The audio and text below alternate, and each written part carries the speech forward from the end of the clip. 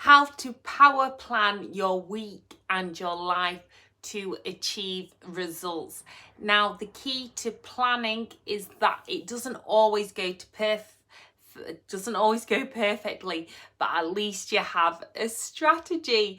And what I've found is, especially when my mind gets cluttered, it's about taking away some choices, even down to like what you're going to wear on a morning, and basic choices which take your mental energy to actually really focus on what's important in that day. So for me, it's getting up, doing like emotional intentions for the day. Then it's doing some movement.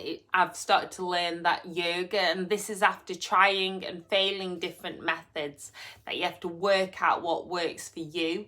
And if you do get thrown off the wagon, which I have done many a time, and many a time even this week, it's about not just waiting till Monday, although Monday does feel like a good start.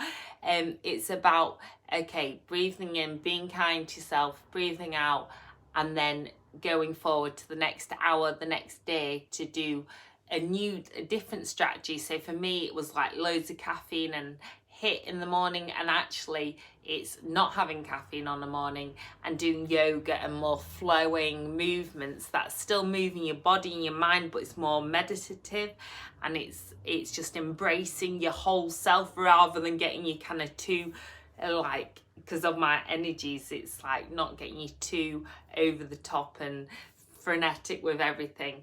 And then again, it's like, okay, I normally have a theme each day, and then at the end, the power down time. So it's like that powering up time in the morning, going with the circadian rhythm, the sleep rhythm, and also for us women, the infradian rhythm, that's our hormone cycle and the menstrual cycles.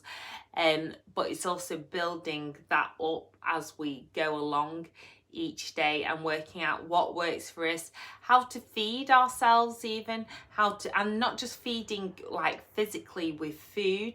I've been doing a lot with my yoga on Ayurvedic nutrition, and then that's really working for me, where it's focused on holistic consumption. So it's like what you put into your brain from podcasts. So I do a lot of learning, like podcasts in the morning whilst I'm kind of moving, or whilst I do quickly cleaning, because I know my energy is highest on the morning.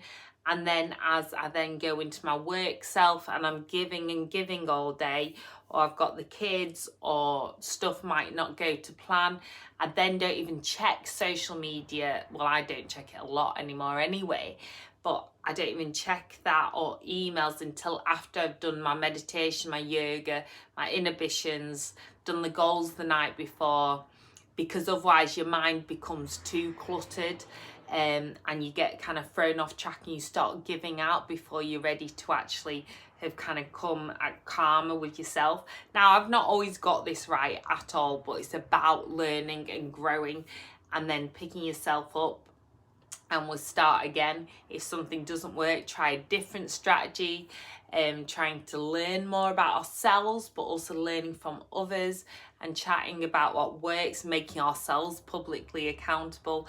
I know as well, for me, powering down on a night, I can get up early easily, but powering down has been a real challenge. I've like tried and failed that a lot of times.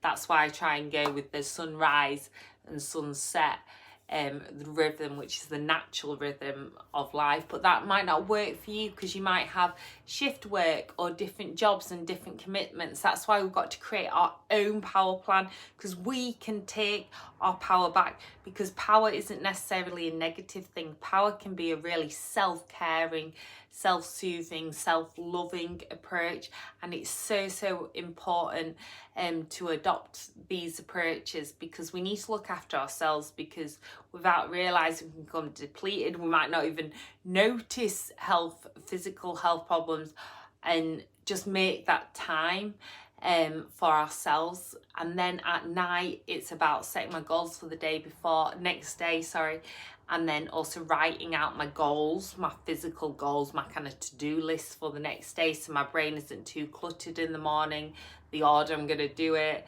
And then trying to do my face yoga, which I'm learning to teach, as well as my normal yoga that I'm learning to teach. And then also for me, it's like reading my studies at night as well, but I'm trying not to go on digital technology. That's something like I'm trying and failing.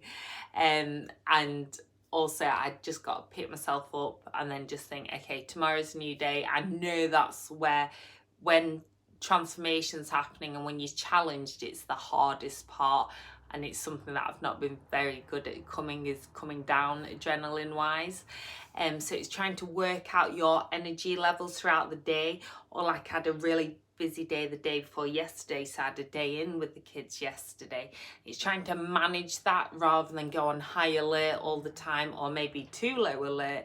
I know I'm like high alert and was utilising caffeine as well too much. And actually I'm better without it, or at least reducing it a lot. So it's about learning to be ourselves, and it's the best journey you can go on. It's the hardest, but I cannot recommend it enough. So if you want to go on power planning with me, you can join me in my women's wellbeing community, or you just comment below and we'll kind of make a commitment that we're all on this journey together at different stages, and that we can take us power back. Because when we lose our power and we don't feel connected within ourselves, we just give and feel depleted all the time.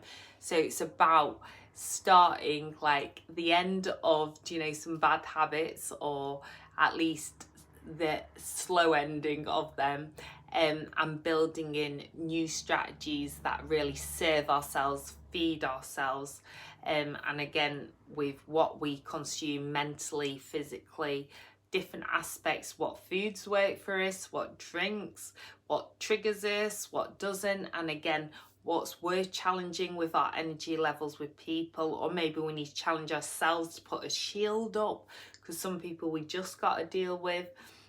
And working out, are you an introvert, extrovert? I know I'm empath, like really empathetic, like probably too much, where I take on other people's energy. So learning strategies and always growing. So let me know what you're committing to, because accountability is always best and we can do it together.